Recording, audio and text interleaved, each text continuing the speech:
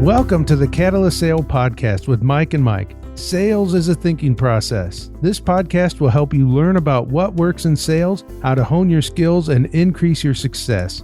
I'm your host, Jody Mayberry. Mike and Mike, we do not have a listener question this time, so I'm going to do something I've never done before, and I'm kind of throwing you on the spot. No pre-planning. What do you want to talk about this week? Well, Jody, this is gonna be real quick. Our shortest episode yet. It might be. Hey, why don't we just stop now?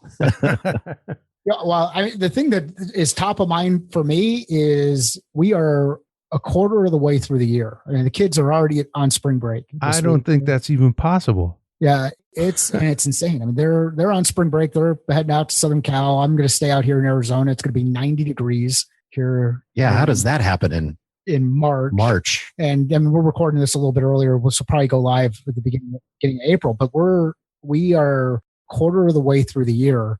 And I mean, that means we only have 9 months left. You know what else it means? What's it mean? It means Target's going to be changing over the summer things that you put on your patio, the barbecues and all that stuff. The Christmas decorations are probably coming in about 45 days. I thought you were going to wear white shoes now. No, I wear those anyhow. I don't care. They're Vans, so I think they have an exclusion. They don't have the Labor Day, Memorial Day. No. I don't rock a white belt with them, but there are some days that the white Vans just work. This past weekend, I almost bought a pair of white Pumas, and my wife stopped me before I did it. Yeah, Puma. I don't know about the Pumas. I just know that Vans. I think they have an exemption on the Labor Day rule. I don't even know if they still do that. Do they still? I'm from Wisconsin. They used to do that when I was a kid. It was a big deal. If you had I remember if my grandma had a white purse after Labor Day, it's like you'd have thought she set a barn on fire. It was a big faux pas. I don't even know where to go with that. I'm thinking about barns. Well, we don't have a topic, so barns being set on fire. You're going to get my ADD in action today. It's earlier today, you were talking about driving through my hood and the amount of bugs and the smell of the farms, which you do realize that's where the milk comes from. Yeah. No, my milk and cheese comes from Wisconsin. Oh, it does? It doesn't come from Gilbert? No. No, it doesn't come from Gilbert. No, but I did get a bunch of bugs on my window. I did notice that driving down there.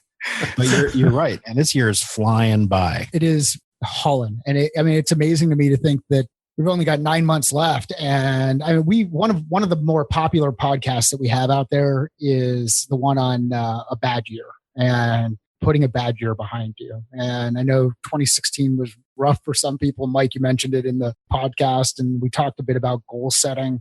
When we think of planning inside our organization, it's 30, 60, 90, 180, 270, and then beyond. Then you're thinking about what's going to happen in that next year or the 2 years after.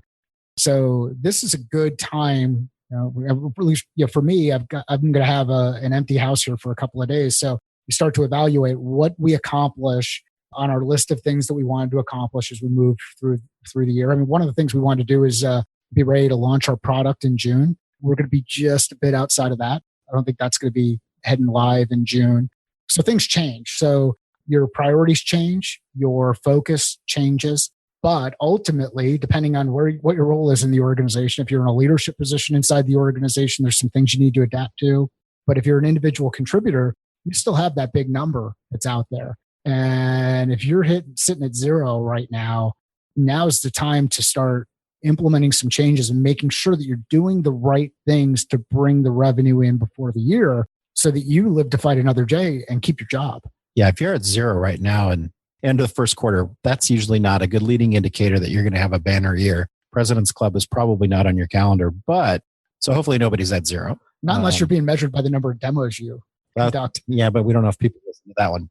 So a couple things that kind of come to mind, and it is a good topic, Mike. So thank you for bringing it up and reminding me that the time is slipping through our fingers and I'm behind on our product roadmap. But having said all of that, I think this is the time of year where we find that we buy into the idea that, summer's coming, it's going to get slow, we're not going to do as much. I mean, it seems like every season has this excuse, right? During the holidays, everybody's off, so it's super busy. I can't get meetings. I get stuff canceled. In summer, the thing that gets us seems to be the acceptance that we go on vacation mode. People, they know it's harder to set up meetings because people are going to be missing from work. And I think and those things all happen, but I think mentally if we don't think about that, we tend to buy into that as, oh, it's okay. It's the summer. It's what happens every year. It'll get busy again in the third quarter and then things will be great. But the reality is, unless you're working on a transactional sort of sale that happens very, very quickly based on inbound demand and all that stuff, and it's all running smoothly. If you're in part of the world that 95% of the people we work with are in, there's a full year that requires attention and focus the entire year. And if you let your guard down and you start to sort of, maybe you've had a great first quarter and you're thinking, wow, I'm off to a really good start. Yeah, the vacations and all that stuff, no big deal. I'll just kind of let things cruise for a little bit and then we'll pick it back up when everybody gets back to work from vacations. You're losing an opportunity because the reality is your success in the fourth quarter is often created based on the activity and the opportunity that you identified at the end of the first quarter or the second quarter, depending on what your sales cycle times are. Absolutely. I mean, if you're working on a 6 to 9 month sales cycle and you aren't planned to have a conversation with someone in that organization or those organizations here in the next 30 days, you are going to be in a lot of trouble. You're not giving yourself enough room to have a deal slow down through a procurement process. You're not giving yourself enough room to have a deal stall because of a certain set of objections, whether those are technical objections or budgetary objections. And the other thing I like to think about at this point of the year is, what's the fiscal year for the organization that I'm working with and what are their budget cycles? I mean, there are many organizations, and I'll think of one that I've been fortunate enough to work with a number of times over my career, a large media and entertainment company. Their fiscal year ends in September. They right now, if I'm not putting something in front of them before the 1st of April, I am not going to get in the budget cycle for next year's fiscal year, where it's going to be much harder for me to get in the budget cycle for next year's fiscal year. If I miss April and I'm not there in June, there is no way I'm getting a deal done unless they end up saying no to something else that they had already attributed those dollars to. So look at your territory. This is a good time to hit the kind of the reset button or refresh button, inside your territory and look at those budget cycles that exist within the organizations you're working through. If you're not getting through making the progress that you expected in the first quarter of the year, now this becomes another part of the conversation you can have with an organization as it relates to budget planning and some of the financial implications of the deals you'd be working on. And I think we could add another button too, which is the self-imposed accountability button. Hopefully at the beginning of the year, if 2016 was not the stellar year and you said, hey, I'm going to make 2017 different, you probably went through a process to say, here's what I'm going to do differently in 2017. Here are the things that I'm going to do with my time to make sure that I hit my goals for the year. And it goes beyond just like the New Year's resolution kind of stuff, but ideally, you put together a plan that said, this is what success is going to look like in 2017. And it's a chance, even if your manager's not asking for it or your organization's not structured in a way where they want to get a feedback loop, hold yourself accountable to your original plan and say, okay, this is what I said I was going to do. How am I tracking? How am I doing? Am I doing the things that I said I was going to do? If I'm getting a less than optimal outcome, why is it? What am I not doing? That if I change that now, while I still have time for the rest of the year, what can I do differently between now and the end of the year to hit my goals? And you'll find that you'll have a much better outcome if you have that thought process and that discussion with yourself in April, if that's the month this comes out, versus having the, oh, darn moment in November where you're like, oh my gosh, I only have 22 selling days left in the year. We're going to be closed for 10 of those days. My clients are all taking holidays, yada, yada, yada. Get it done in April so that you still have a chance to turn things around.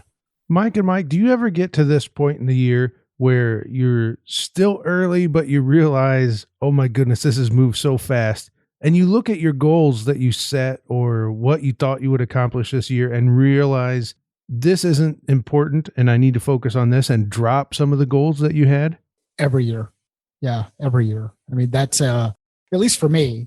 Yeah, I like to set, what's the phrase that used to get thrown around, that big, hairy, audacious goals. Have you heard that before? You're looking at me like I've got six heads. No. Anyhow, I mean, people talk about this. Set these really extreme goals I like to set extreme goals. Some of them are I know that there's no way I'm gonna accomplish them, and some of them are just stupid. Like they just may not make sense. They may be some kind of a test. So absolutely reevaluate and know which things based on what you know now, you would have said no to in the past, and say no to those things. Cross those off the list so they don't get in the way of this refocus, this initiative of refocusing your attention on being successful. So, reevaluate.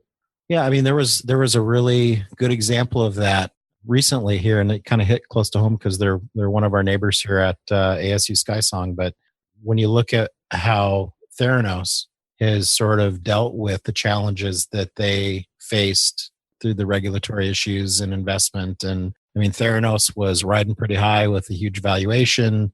The CEO was very outspoken when she said there is no plan B, there is no room for changing plans. I can't remember the exact quote. I should Google it, but it was something I saw in the media several times, which was she had a plan, they had goals, and they were going to do it or die trying. And I think that's always a great phrase to use until you get to the second part of it, because if you don't adjust your plans, if you don't recognize that you're doing things that aren't working, if you have things change in your business, I think that's something that we find happens. Some of it we control, some of it we don't. But the idea that our good friend James is saying is champions adjust. And that's what happens. Hopefully you recognize things that are deviations from your standard plan, and you figure out what the root cause is. Stop doing the things that aren't getting you where you need to go, and start doing more of what's working, but have the flexibility in mind to know that, not that goals should be random moving targets, but at the same time, new information leads to better decisions, and make those decisions. Well, there's time and a place to rearrange the deck chairs on the Titanic. And then there's a time and a place. I have heard that. There's a time. Yeah, thanks. There's a time and a place to get on a lifeboat. So evaluate where you are, make decisions, and move forward. Think about it. Sales is a thinking game. So much of this conversation has leaned towards the year has moved by quicker than we thought, and we're not doing as good as we thought we would. But there's another side to that. Some of us, I know some of the goals I set, I'm way ahead of where I expected to be by now. So speak to that, to these sales professionals that are actually ahead of where they expected to be, to help them keep that momentum and not let off the gas and just have a year that they probably didn't even imagine they could have. So depending on the organization you're in, you probably have some accelerators that you're going to get into as you move later in the year. And those might be quarterly based. They might be annual accelerators. It all depends on how the comp plan's put together. But if I'm in that kind of a position, where my head goes is, how can I take advantage of the comp plan this year? What can I do to bring as much business forward into this year to help me optimize my earning potential?